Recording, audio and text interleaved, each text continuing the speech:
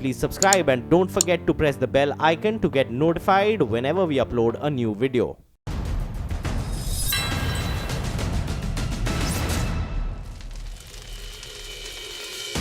नमस्कार, मैं हूं अमीश देवगन और आप इस समय देख रहे हैं आर पार। सबकी रजामंदी से राम मंदिर बनाने की सबसे बड़ी पहल शुरू हो गई है। आध्यात्मिक गुरु श्री श्री रविशंकर ने अयोध्या विवाद पर मोर्चा संभाल लिया है। आज वो यूपी के मुख्यमंत्री योगी आदित्यनाथ से मिले और कल अयोध्या जाकर राम मंदिर का रास्ता निकालने की पहल करने वाले हैं। लेकिन श्री श्री की अयोध्या यात्रा से पहले ही जमकर सियासत भी शुरू हो गई है। कांग्रेस कह रही है कि पीएम मोदी के संकेत पर श्री श्री ने मोर्चा संभाला है, तो वहीं राम के नाम पर शिया समुदाय में भी बंटवारा हो गया है। तो श्री श्री के मिशन मंदिर की राह में अभी कितने कांटे हैं, आज इसी पर होगी देश की सबसे बड़ी बहस। श्री श्री के प्लान से होगा मंदिर का श्री गणेश। आज आर पार जय श्री राम।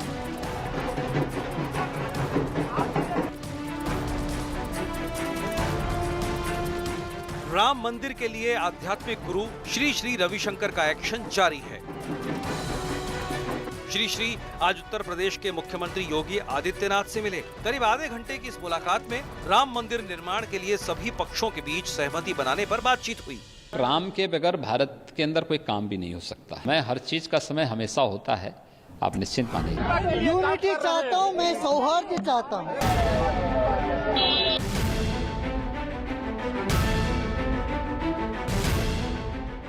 कल श्री श्री रविशंकर अयोध्या जाकर विवाद से जुड़े सभी पक्षकारों से मुलाकात करने वाले हैं, लेकिन श्री श्री की पहल पर विरोधी जमकर निशाना साध रहे हैं।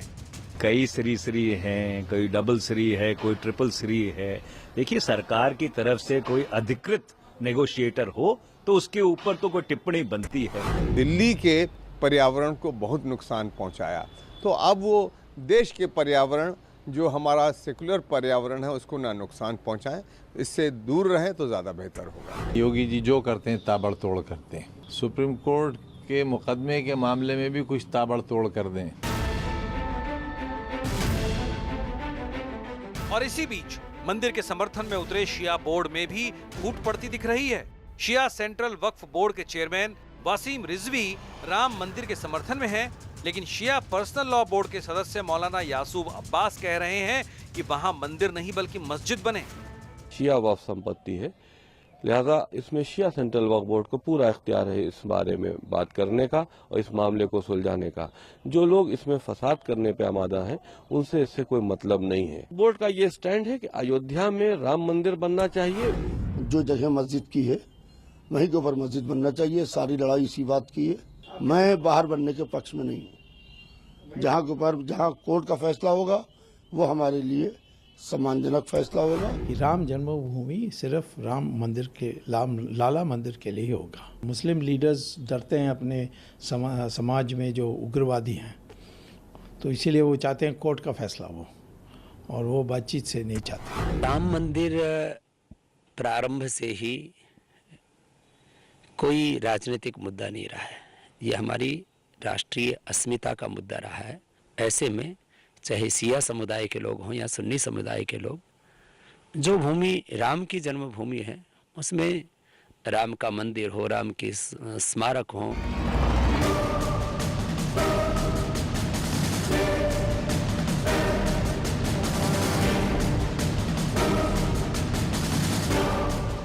तो सवाल है कि समर्थन और विरोध के बीच क्या श्री श्री की पहल कामयाब हो पाएगी?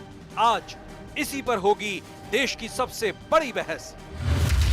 श्री श्री प्लान से मंदिर का श्री गणेश। और अब श्री श्री की रामलीला का विश्लेषण सुनना जरूरी है।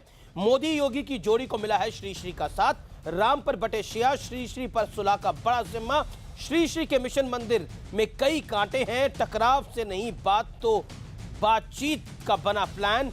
श्री श्री के मास्टर प्लान से पूरा होगा क्या मिशन मंदिर, ये बड़ी बात है। और क्या ये जो मिशन है ये 2018 में मंदिर की नींव रख देगा, कुछ एक्सपर्ट्स ये भी कह रहे हैं। मैं सीधा रुख करता हूं अपने पैनल का। मेरे साथ आज दमदार पैनल है। डॉक्टर सुधांशु त्रिवेदी है, भारतीय जनता पार्टी के प्रवक्ता, गृह मंत्री राजनाथ सिंह के पॉलिटिकल एडवाइजर और उत्तर प्रदेश की राजनीति को, इस देश की राजनीति को, भगवान राम और सियासत को अच्छी तरह से समझते हैं डॉक्टर त्रिवेदी। अनुराग भदौरिया हैं, यूपी सरकार में मंत्री रहे हैं, अपना व्यू पॉइंट बहुत बेबाकी से रखते हैं, समाजवादी पार्टी के प्रवक्ता हैं। मेरे साथ इस डिबेट के अंदर वसीम रिजवी साहब हैं, जो कि शिया वक्फ बोर्ड के हैं और अपनी बात रखेंगे। मेरे साथ कासमी साहब हैं, मौलाना कासमी, ऑल इंडिया इमाम काउंसिल के, और मेरे साथ याकूब अब्बास साहब होंगे, सदस्य शिया पर्सनल लॉ बोर्ड के। आप तमाम लोगों का स्वागत है। इस डिबेट की शुरुआत कासमी साहब आपसे करता हूं और रिजवी साहब आपसे करता हूं। मैं सीधा रिजवी साहब आपका रुख करता हूं और 30 सेकंड में आप मुझे बताइए, श्री रविशंकर से बात बन सकती है? क्योंकि कांग्रेस कह रही है कि नरेंद्र मोदी का लगता है साथ है श्री रविशंकर को, तभी इतनी बड़ी बड़ी बातें कर रहे हैं वो। संदीप दीक्षित का यह बयान आया। देखिए, कंप्रोमाइज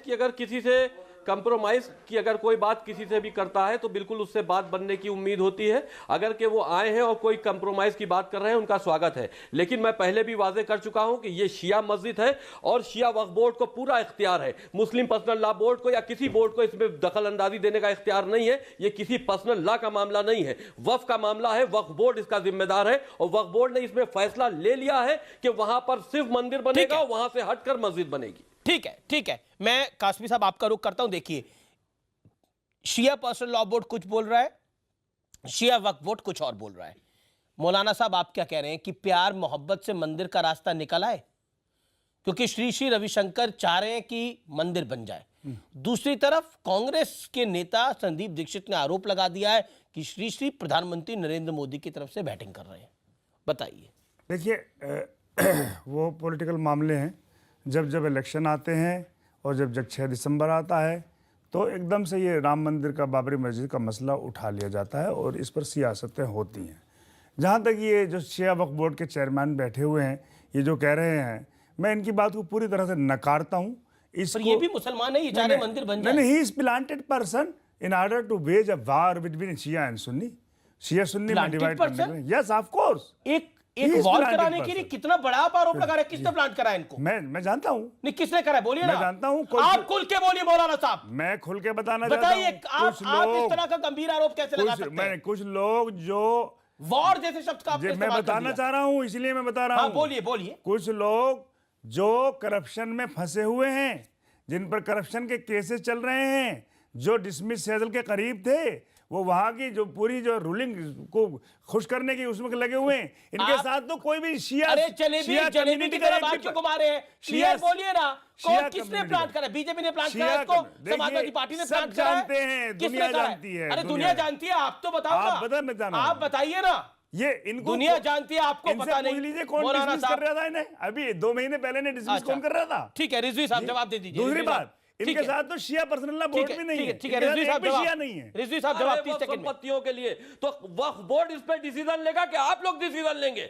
आप तो देश को बर्बाद करना चाहते हैं, फसाद कराना चाहते हैं। वक्फ बोर्ड के वक्फ के मामले में आप लोगों का क्या दखल-अंदाजी है? देश को बर्बाद करना नहीं होता हुजूर। सुप्रीम कोर्ट का एहतराम करने वाला जो वही होता है असली सिटीजन देश का।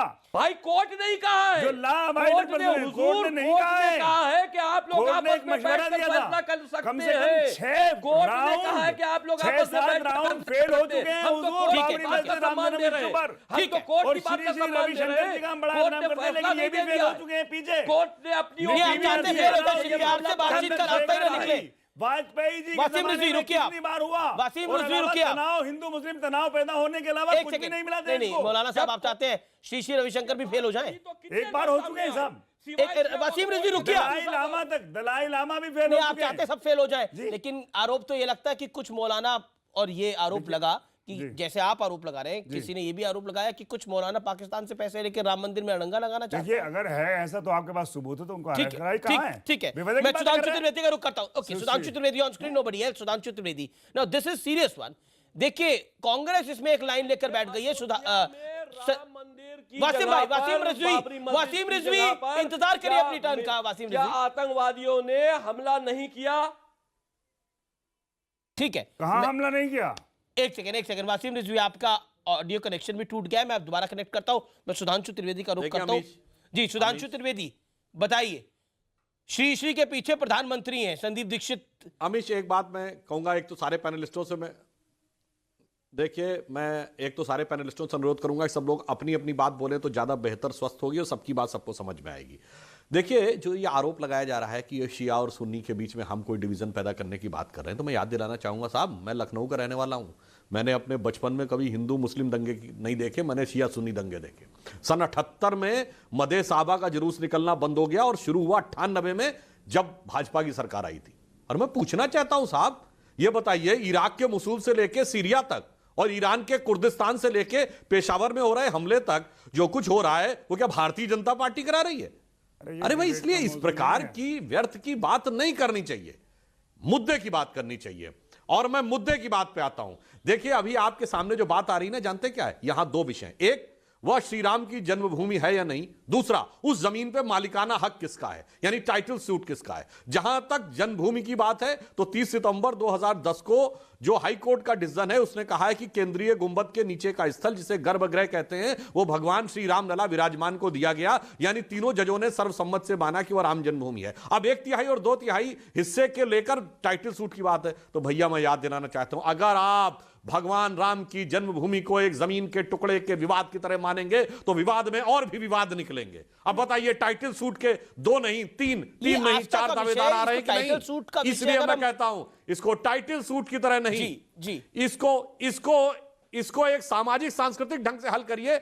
जो सर्वोच्च न्यायालय ने कहा है, बहुत सही कहा। देखिए, जानते हैं, अदालत का निर्णय आएगा तो क्या होगा? एक पक्ष जीतेगा, एक हारेगा। उससे मनों में भेद पैदा रहेगा, उससे मन में एक सौहार्द नहीं आएगा। अगर सामंजस्य निकल आता है तो एक सकारात्मक वातावरण रहेगा। फैसले ही को माना जाएगा। हुजूर, अब तक बहुत खून खराबा हो चुका, बहुत से लोगों की जानें जा चुकी हैं, बहुत सौ के घर वीरान हो चुके हैं। हुजूर, अरे कासमी साहब, ना खेलें, आप ही लोग थे कोर्ट का ही फैसला हो जो जाने केवल दीजिए। चंद महीने पहले कहते थे 3 तलाक पर कि कौन होता है कोर्ट ये कहने वाला। क्या बात कह रहे हो? देखिए, आप भैया कहते थे कि नहीं, अगर एक ही शाबानो केस में कहते थे कौन होता है कोर्ट धार्मिक मामले में बोलने वाला। धर्म के लोग आपस में सुलझा सकते हैं। इमराना के फतवे पे कौन होता है कोर्ट धार्मिक मामले में? सुलझाने की बात हो रही है, सुलझाने की बात हो रही है।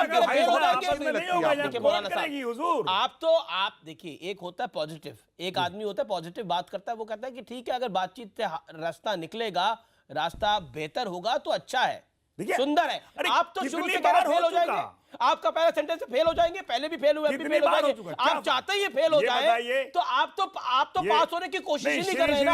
आपके तो विचार नहीं है कि फेल हो पूरा मामला। श्री जी के पास कौन सी जादू की छड़ी है जिससे वो इस मामले को हल कर देंगे? जब दलाई लामा भी फेल हो चुके हैं। आपके पास है? हाँ, इसलिए किसी के पास की छड़ी आपके पास है। हम कहते हैं हमारा हमारा स्टैंड मजबूत है, इसलिए हम बहुत वीक है, इसलिए वो कोर्ट के फैसले को फेस करने से डर रहे हैं। 20 सेकंड सुधांशु त्रिवेदी, 30 सेकंड मेरे पास। साहब, मैं पूरे अदब के साथ आपसे एक सवाल पूछना चाहता हूं, एक लाइन में। कासमी साहब, मैं पूरे अदब से आपके साथ सवाल पूछना चाहता हूं। जब चंद्रशेखर की सरकार में और नरसिम्हा राव की सरकार में जो बातचीत हुई थी, खासकर चंद्रशेखर सरकार के समय, उस समय बाबरी मस्जिद एक्शन कमेटी ने जो जो बातें कही थी, उसके पक्ष में क्या दस्तावेज दिए थे? ये रिकॉर्डेड देख लीजिएगा। बातें कही, दस्तावेज नहीं दिए। मांगते रहे विश्व हिंदू परिषद से लोग। डॉक्टर हर्ष नारायण थे उस समय वीएचपी की तरफ से, जो अरबी फारसी के जानकार भी थे। अरे पढ़ने के लिए नहीं दिए दस्तावेज, इसीलिए डर है कि अगर बातचीत हुई और हिस्टोरिकल और लॉजिकल एविडेंसेस मांगे गए तो नहीं मिल पाएंगे। इसलिए कानूनी नहीं, जुनूनी रास्ता अख्तियार करके आप इस मामले के ऊपर सियासत करना चाहते हैं। प्रोफेसर चंद्रभान, उन्होंने कहा है कि वहां पर राम मंदिर के अंदर कुछ भी, मस्जिद के नीचे कुछ भी नहीं था। नहीं, आप गलत कह रहे हैं। अरे आप मोहम्मद साहब का सुनिए ना, आप मोहम्मद साहब का सुनिए, जिन्होंने जांच करी थी। उन्होंने बोला कि राम यहाँ पर मंदिर था। मीर बाकी के पत्थर पे लिखा है फरिश्ते के उतरने की जगह। फरिश्ते के उतरने, ये तो डॉक्यूमेंट्री एविडेंस है ना, पत्थर आज भी रखा हुआ है। फरिश्ता तो मस्जिदों में रहते ही है हुजूर। मैं सीधा रुक करता हूं। औरंगजेब के जमाने के गजेटियर में मस्जिद का नाम लिखा है मस्जिद जन्म स्थान, जो ब्रिटिश गजेटियर तक चला है। नहीं तो उर्दू में, हिंदी में तो जन्म, उर्दू में तो मस्जिद ही कहेंगे ना, या जन्म कहेंगे। ये कहां बात कर रहे हैं आप? कैसी बात कर रहे हैं आप? अरे साहब, ठीक है ठीक है सर, ठीक है सर, मौलाना साहब, हो गया। अनुराग भदौरिया, अनुराग भदौरिया, अनुराग भदौरिया, अनुराग भदौरिया, आपको डिबेट में लेके आना चाहता हूं। ठीक है अनुराग भदौरिया, ठीक है सर, बहुत वीक स्टैंड है देखिए आपका आप कोर्ट फैसला में। नहीं नहीं आप अरे आप फैसला ना करिए घबरा रहे हैं किसका आप। स्टैंड वीक है किसका मजबूत है सर। फैसला तो होगा जब फैसला आएगा। अभी तक का जो फैसला है वो इलाहाबाद हाई कोर्ट का फैसला, शायद आपको ध्यान होगा, ध्यान है कि नहीं है? उसमें गर्भगृह की नीचे की जगह किसको मिली है बताइए ना। रामलला को मिली है, किसको मिली है? उसमें हमारा हिस्सा नहीं है, मस्जिद वालों का देखिए हिस्सा देखिए भी दिया है देखिए, उसमें। किसी का पक्ष कमजोर है इसका निर्णय आप और नहीं कर सकते, इसी वजह आप से नहीं कर तीनों सकते। पक्ष उसको नहीं मान अनुराग रहे, भदौरिया, सुप्रीम अनुराग कोर्ट में भदौरिया, मामला अनुराग गया है। Bhadauria on screen, nobody else. Anurag Bhadauria, my straight question to you, आपका विचार क्या है? श्री की पहल सराहनीय है। सैयद रिजवी जो बोल रहे हैं वो प्यार मोहब्बत की बात है कि एक मुसलमान कह रहा है कि मंदिर बन जाए। देखिए, बड़ी आश्चर्य की बात है, जैसे ही अभी उत्तर प्रदेश में चूंकि निकाय इलेक्शन आने वाले हैं और गुजरात में भी इलेक्शन होने वाले हैं और 6 दिसंबर आने वाला है, तो भारतीय जनता पार्टी को अच्छी तरह पता है कि हम ज़मीन खो चुके हैं, जो हमने वादे किए थे हमने पूरे नहीं किए, तो उन्होंने एक नया फसूका छोड़ दिया। वो भी जानते हैं इसका कोई समस्या का समाधान नहीं है, क्योंकि इस तरह से निकलेगा नहीं। सुप्रीम कोर्ट के आदेश को सब मानेंगे, सबको पता है। उसके बावजूद भी चूंकि एक बहस छिड़ जाए, देखिए उत्तर प्रदेश में भी सरकार भारतीय जनता पार्टी की, सेंटर में भी सरकार भारतीय जनता पार्टी की है, और जो लोग इसमें पैरोकार हैं उनमें तो कोई शामिल ही नहीं हो रहा है। शामिल कौन हो रहा है? अब्दुल्ला की शादी में बेगाना दीवाने हैं। तो रिजवी साहब दीवाने हैं क्या? रिजवी साहब जवाब दे दीजिए। रिजवी साहब, आपको अब्दुल्ला की शादी में दीवाना बताया जा रहा है, लगता है? रिजवी साहब जवाब, नहीं देखिए देखिए, सुन लीजिए, नहीं श्री रविशंकर को भी दीवाना कह रहे हैं क्या? देखिए ये जो बात कह रहे हैं बेगानी शादी में अब्दुल्ला दीवाने, की बातें याद है, ये गलत बात है, ऐसा अल्फाज इस्तेमाल नहीं करना चाहिए। मैं वहां पर पक्षकार हूं, लेकिन सुधांशु जी को 14 मैं से वहां 17 पे जो प्रॉमिस किया गया था वो बातें भूल गए। तो सुधांशु जी कृपया बताएंगे कि 14 से 17 के बीच की जो आपने प्रॉमिस किए थे पब्लिक को रोजगार और डेवलपमेंट, उसके बारे में क्या ख्याल है? उसके बारे में तो बताएं। देखिए, पहले आप ब्रेक लेना पड़ेगा। आपने जाति में बांट दिया, सवर्ण और आपने दलित में नहीं देखिए आप डिबेट को किस दिशा में लेके जा रहे हैं अनुराग भदौरिया? नहीं ये राम मंदिर पर डिबेट है, राम मंदिर पर है। और मैं ये कहना चाहता हूँ, आपने जो ये बात बोली है बेगानी शादी में अब्दुल्ला दीवाना, मैं जानना चाहता हूँ वो अब्दुल्ला दीवाना क्या है? ब्रेक के बाद नाम तैयार रखिएगा। नॉन स्टॉप बोलने से कुछ नहीं होने वाला, नॉन स्टॉप बोलने से कुछ नहीं होने वाला। और ये राम मंदिर पर डिबेट है, राम मंदिर पर रखिए कृपया करके। अंतराल ले रहा हूँ, ब्रेक ले रहा हूँ, वापस आ रहा हूँ बड़ी खबर के साथ।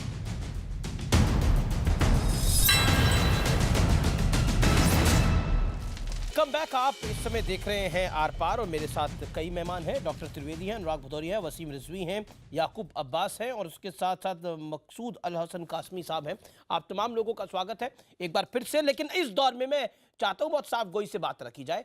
आपने भी बड़े सारे आरोप लगा दिए, भदौरिया साहब ने भी बोल दिया चुनाव आ रहा है इसलिए सब कुछ हो रहा है।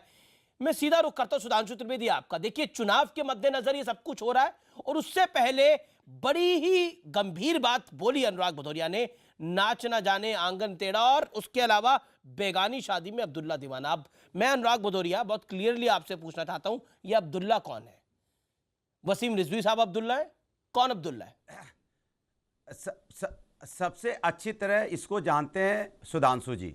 वो भी जानते हैं कि जब वो जब डिबेट में आते हैं उनको भी पता है कि जो मैं बोलूँगा वो मेरी मजबूरी है। पढ़े लिखे व्यक्ति हैं, उनको ही पता है कि किस तरह से उनके परिवार में आधे से ज़्यादा लोग अगर वो अपना खोजेंगे तो उनको रोजगार नहीं मिल रहा होगा सरकार की नीतियों की वजह से। सर रोजगार पर डिबेट है, आपने नहीं, एक दिन मैं आपको रोजगार की डिबेट पे बुलाऊंगा, दो हाथ कर लीजिएगा बीजेपी के साथ।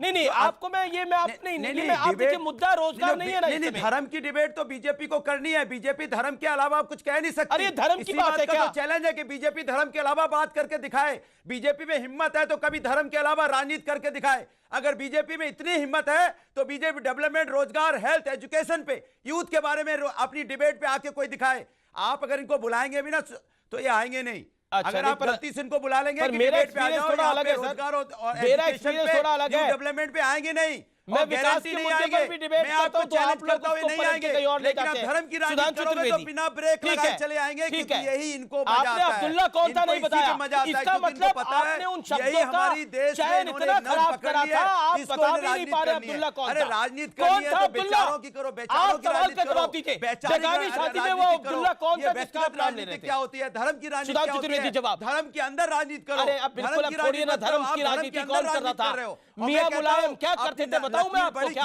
कौन धर्म की राजनीति करता था बताऊं मैं? आजम खान ने कौन सी राजनीति करी है बताऊं मैं? धर्म की राजनीति के आज आप ठेकेदार नहीं बन रहे। आजम खान ने कौन सी राजनीति करी है? मुलायम सिंह यादव ने कौन सी राजनीति करी है? नहीं, देखिए सरकार ने देखा उत्तर प्रदेश की सरकार में आपने खूब विकास करा सर। देखा 325 सीटें यादव परिवार का कितना विकास हुआ पूरे देश ने देखा। 325 सीटें आपको रोजगार डेवलपमेंट अरे बिल्कुल सर, आज आपको रोजगार ध्यान में आ रहा है, विपक्ष में आप 40 सीटों के साथ। कि आपको मेरी बात करने के लिए, अगर आपको मेरी बात करने के लिए वोट मिला है तो आपको बधाई हो। आज 24 घंटा मेरी बात कीजिए, मुझे कोई अफसोस नहीं है। ठीक है सुधांशु त्रिवेदी। सुधांशु, अनुराग भदौरिया जी से मैं विनम्र अनुरोध करूंगा कि जैसे मैंने उनकी बात शालीनता से सुनी, चाहे उन्होंने कुछ भी बोला, वैसी वो अपेक्षा मैं उनसे करूंगा कि वो बीच में हस्तक्षेप ना करें। अब आइए विकास की बात। सही बोलिएगा तो मैं हाथ जोड़ के सलूट मार के खड़ा रहूंगा। सरकारें और अनेक राज्यों में सही बोलिएगा, लेकिन नहीं साहब, सही बोले या गलत, मैंने कुछ नहीं बोला। इसलिए आपको यह मर्यादा ध्यान रखनी चाहिए। आपने तमाम बातें मेरे हिसाब से गलत बोली, पर मैंने अपने टर्न का इंतजार किया। आप भी अपना टर्न आने पर बोलिएगा। क्या मैंने रोजगार गलत बोला? मैंने डेवलमेंट गलत बोला? सही लगे बोलिए, आपको बारी आने पे बोलिए। कौन ऐसा गलत बोला मैंने? आप समाजवादी की पार्टी के बाद मुझे जवाब देने दीजिए ना। गलत बोला? नहीं, समाजवादी की बात आप 24 घंटा कहते हो, मैंने गलत बोला? आप 14 से 17 की बात नहीं बोलते, मैंने गलत बोला? आप हमेशा मुगल सम्राट, दिल्ली सल्तनत और पता नहीं 1890 की बात करते हो, गलत बोला? मुझे जवाब देने देंगे, साफ हो जाएगा कि गलत बोला। जो आपने वादे किए। अरे बोलने दे अनुराग भदौरिया, 50 सेकंड तो दे। अगर 14 से 17 की बात बोले, बहस पे आ जाते हैं आप, बस चालू ही हो जाते हैं यार नॉन स्टॉप। मान्यवर बोलने तो दीजिए। अब मैं आ रहा हूं। देखिए, इन्होंने जो विकास की बात कही, सारे आंकड़े गवाह हैं, हमारे जमाने की नहीं, यूपीए सरकार के रिकॉर्ड देख लीजिए।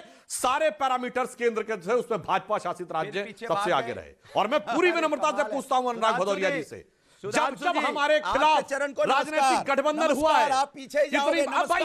तरीका ठीक नहीं है, पीछे वालों को रोते रहो, आगे मत बढ़ना। आप दूसरे आगे मत बढ़ना, बस पीछे रोते रहो। कभी यूपीओ को रोना, कभी हमारी सरकार पे रोना, लेकिन अपने आप में न मत बताना। इतना गलत क्यों रहे हो? हाथ जोड़ने की जरूरत नहीं है। सरकार में 98 से 2000 तक थी बीच में। नॉन स्टॉप बोलते चले जा रहे हैं। पीछे की बातें करोगे, प्रक्रिया में आप पीछे ले जाओगे नजर आ रही है। आपने बोला था 21वीं सदी में ले जाऊंगा। अरे अनुराग भदौरिया रुकिए, अरे अनुराग भदौरिया रुकिए, निवेदन है, अनुराग भदौरिया मुझे ऑडियो डाउन करना पड़ेगा। मैं ये काम बिल्कुल अपनी डिबेट में नहीं करता, वरना ये बहस का तरीका नहीं हो सकता। मैं ऑडियो डाउन करूंगा आपका अनुराग कि कोई व्यक्ति लगातार 5 मिनट बोलेगा, कैसे हो सकता है अनुराग भदौरिया? डिबेट के अंदर पिछले 5 मिनट से नॉन स्टॉप बोल रहे हैं। इतने सीनियर नेता है, सच तो अरे सीनियर नेता है तो सुन तो लीजिए, उन सीनियर नेता को 50 सेकंड तो सुनिए। आप अभी भी नाटक कर रहे हो, अभी भी यूपीए की बात कर रहे हो। अरे छोड़िए ना, इतनी बड़ी बहुमत में देखिए आपने डिबेट को डिरेल करने की कोशिश करी है। बिल्कुल टिपिकल शर्मा का स्टाइल है। यूपी ने गलत किया होगा तो यूपीए को सरकार से हटा दिया गया है। अरे रुकिए,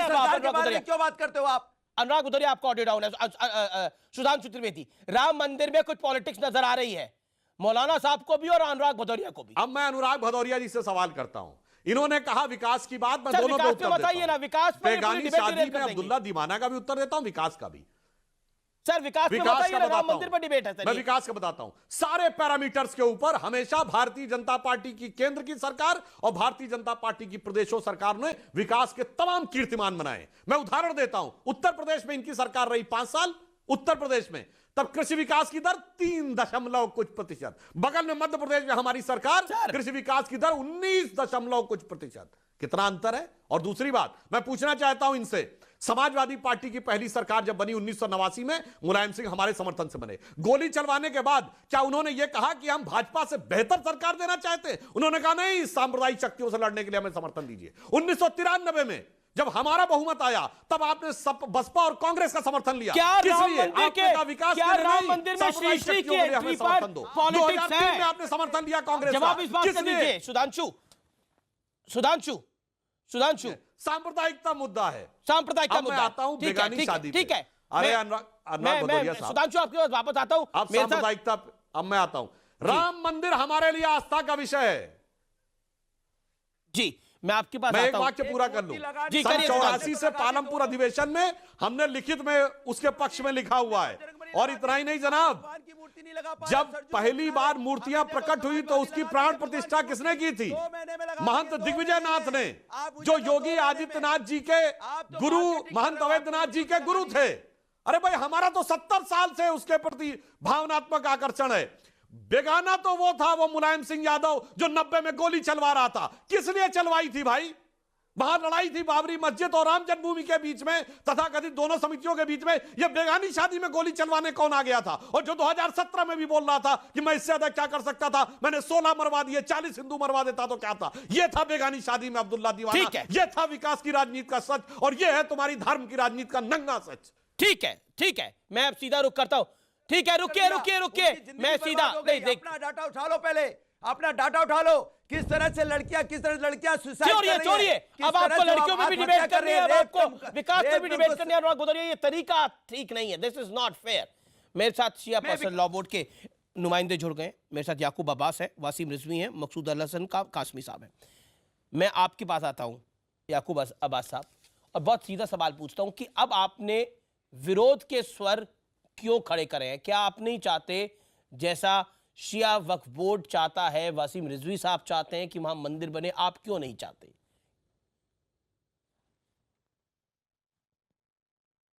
all India Shia personal board का जब हुआ था तो 2005 में all India Shia personal board के चेयरमैन मौलाना मिर्ज़ा मोहम्मद अतहर साहब का आप स्टेटमेंट यूट्यूब पर मौजूद है।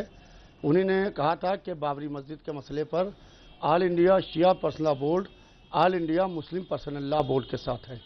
All India Shia personal board Bharat में फैले हुए 7 करोड़ शियों की नुमाइंदगी करता है, लिहाजा जो पूरे भारत के शियों की आवाज़ है उस आवाज़ को all India Shia personal board उठाता रहा है।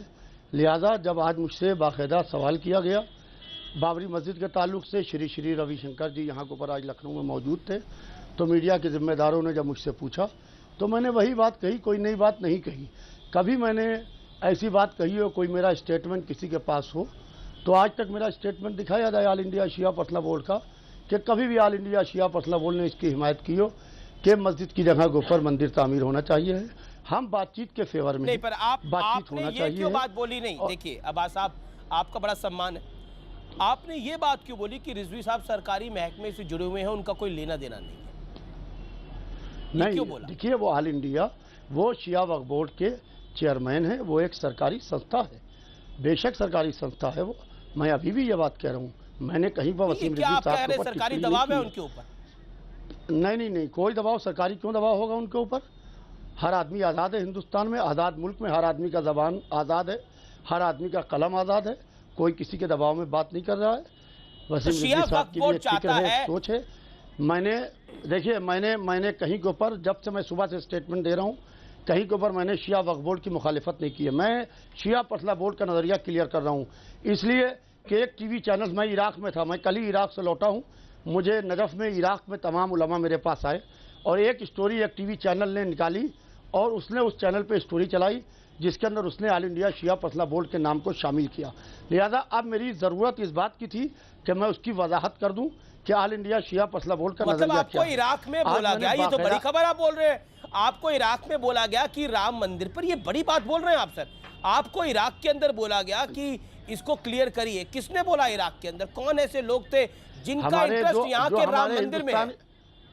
इराक में ऐसे कौन? हमारे हिंदुस्तान के जो हमारे यहाँ जो हमारे तलबा हैं, जो वहाँ तालीम हासिल कर रहे हैं, जो यहाँ के स्टूडेंट हैं हिंदुस्तान के, तो क्योंकि हमारी इंटरनेशनल छवि बोला, पूरी दुनिया में मैं जाता हूँ, बोला, मैं पूरी दुनिया में जाता हूँ। अरे आप दुनिया में जाइए सर, पर आप ये तो खुलासा नहीं सर, मैंने ब्रेक से पहले बोला था बड़ी खबर है, और बड़ी खबर ये है इस समय की, ये बहुत बड़ी खबर है। इराक में किन आला लोगों ने आपको बोला कि राम मंदिर पर अपना स्टैंड आप क्लियर करिए? किन आला लोगों ने बोला सर? उनका नाम लीजिए, आज आपको नाम लेना पड़ेगा। हमारे अब्बास साहब, हमारे तमाम वहाँ के ऊपर हमारे वहाँ तमाम धर्म गुरु लोग हैं, हमारे ऊपर वहाँ के ऊपर जामिन जाफरी साहब हैं, मिर्जा जहीन नजफी साहब हैं, वहाँ के ऊपर अली कबीर रैदी साहब हैं, हिंदुस्तान के राम मंदिर में रहने वाले हैं। राम मंदिर में है कि नहीं है, अब इस स्टोरी को आगे बढ़ाना पड़ेगा पूरी दुनिया से। नहीं ठीक है अब्बास साहब, आप अपनी बात all India Shia personal board, ठीक है, all India Shia personal board बाकायदा अपने मौक़िफ़ की वजाहत कर रहा है। ठीक है। और मैं जो रिजवी हमारा साहब, मौकफ है उसकी इराक मैंने से आज आए अपनी हैं, वजाहत इराक की में है। इनसे पूछा गया और इन्होंने इराक से आने के बाद ये क्लैरिफाई करा है, ये बोल रहे हैं, और आप एक सरकारी संस्था, इसके अलावा आप कुछ नहीं है। रिजवी साहब जवाब।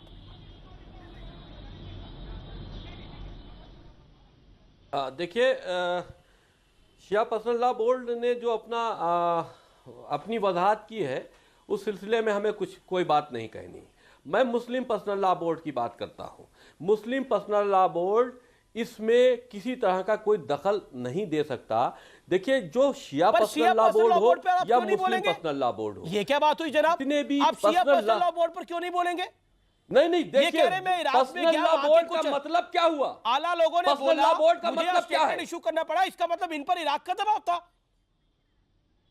मैं बता रहा हूं, तो ये है कि मैं वजाहत कर रहा हूं। देखिए, जिन लोगों ने ये बात, जिन लोगों ने यासूब अब्बास साहब से ये बात वहां पूछी, जिन लोगों ने ये यासूब अब्बास साहब से वहां पूछी, तो वो उसका जवाब उन्हीं ने बता दिया आपको। ठीक है, लेकिन जहां यहाँ का हिंदुस्तान का जो मसला है, हिंदुस्तानियों को ही तय करना होगा। पॉइंट तो वही है सर, हिंदुस्तान का मसला है, हिंदुस्तान तय करेगा। इराक में बैठे हुए उलेमा क्यों तय करेंगे मेरे देश का मसला? हिंदू वहां मस्जिद बने, वहां मंदिर बने, वो तय हो जाएगा समय के अनुसार। इराक क्यों तय करेगा? Sudhanshu Trivedi, no this is interesting.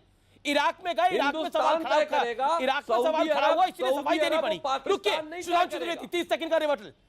Sudhanshu Trivedi, what is your take on this? This is a news point. Sudhanshu, देखिए, ये अपने आप में बहुत आश्चर्यजनक बात है जो आपने बताया कि अंतर्राष्ट्रीय स्तर पर भी लोग इस विषय के ऊपर बात कर रहे हैं। तो मेरा मानना है कि भारत के नितांत अंदरूनी मामले को किसी भी प्रकार से अंतर्राष्ट्रीय करना उचित नहीं है, और मैं ये मानता हूं कि यह मामला इसीलिए और अधिक आवश्यक हो जाता है कि आपसी सामंजस्य से हल किया जाए। किसी भी प्रकार के मनभेद के बगैर हल करने की संभावना हो, जो कि अगर अदालत का निर्णय होता है तो उसमें टकराहट और मन में कड़वाहट तो बनी रहती, क्योंकि एक जीतता है और एक हारता है। इसलिए मेरा मानना है कि ये किसी भी प्रकार से बाहर जाना निश्चित रूप से आश्चर्यजनक, गंभीर और खतरनाक है। इसलिए सामंजस्य की आवश्यकता और ज्यादा बढ़ जाती है। याकूब अब्बास, जवाब।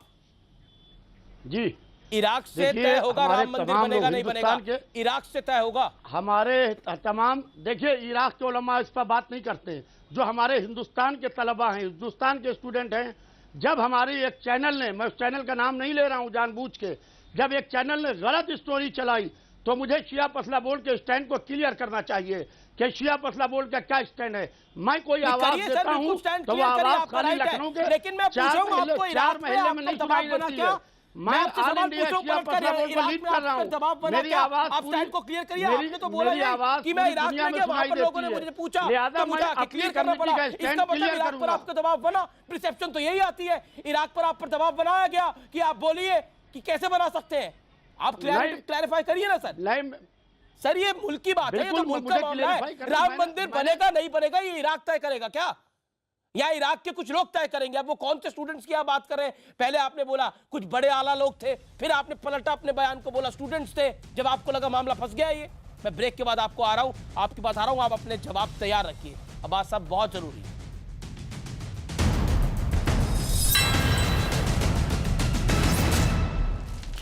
आप देख रहे हैं आर पार, और ब्रेक से पहले आर पार में बहुत बड़ी खबर आई है, और इस खबर को खुद मेरे साथ मौजूद हैं याकूब अब्बास, सदस्य शिया पर्सनल लॉ बोर्ड के। उन्होंने दिया है कि इराक में पहले उन्होंने आला लोग बोले और फिर पलट के बोले कि स्टूडेंट्स थे।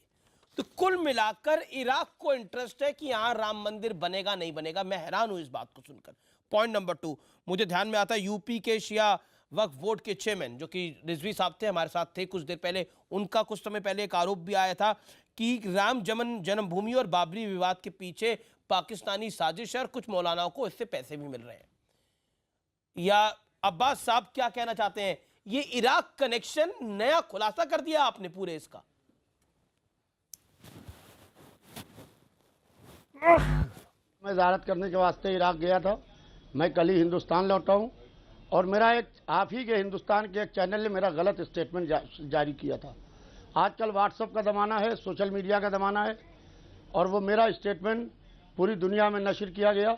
बिल्कुल सर, उस चैनल ने आपका गलत स्टेटमेंट जारी किया होगा। You have all the right, आप उस स्टेटमेंट को डिनाई करो, लेकिन मेरे को मैं जिस सवाल के ऊपर मैं जो सवाल पूछ रहा हूँ, शिया मसला बोर्ड की वजाहत जरूरी थी, मेरी वजाहत जरूरी थी, इसलिए अरे आपसे इराक में पूछा गया इस बारे में ना, मैंने आपको आपने बोला इराक के आला लोगों ने मुझसे पूछा कि आपके यहाँ ये क्या हो रहा है राम मंदिर को लेकर, यानी इराक में कुछ ताकतों का इंटरेस्ट है राम मंदिर को लेकर।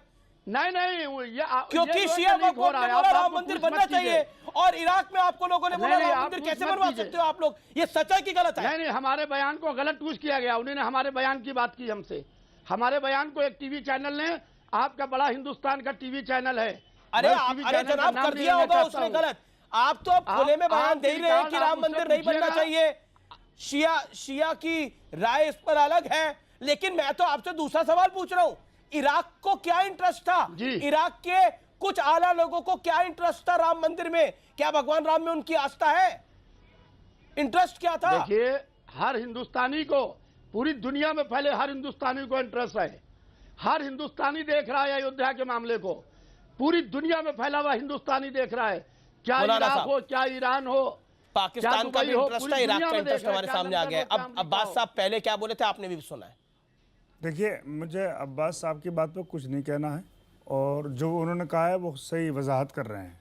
जो आप कह रहे हो कि कुछ लोगों को जो राम मंदिर को नहीं मानते, उनको, उन मौलवियों को पाकिस्तान से पैसा आ रहा है, ये रिजवी साहब ने जो पहले बयान दिया, वो चले गए उठ के। उनसे मेरा सवाल ये है कि सबूत हैं, क्या है, सबूत दीजिए, सबूत देना है। इस पर क्यों नहीं बोलेंगे आप, इराक पर क्यों नहीं बोलेंगे आप? पर सूट नहीं करता आप? नहीं, हमें वो खुद कह रहे हैं ना, वो कह रहे हैं स्टूडेंट उनके पास पहुंचे, उन्होंने इंडियन स्टूडेंट्स थे, तो हर हिंदुस्तानी चाहे दुनिया में कहीं हो, उसे अपने मुल्क से मोहब्बत होती है, इस मुल्क में जो भी हैपनिंग होती है, स्टूडेंट है, करंट अफेयर्स होते हैं, उसकी बात है, उन्होंने बता दी। ठीक है, Sudhanshu Trivedi, your respond to it.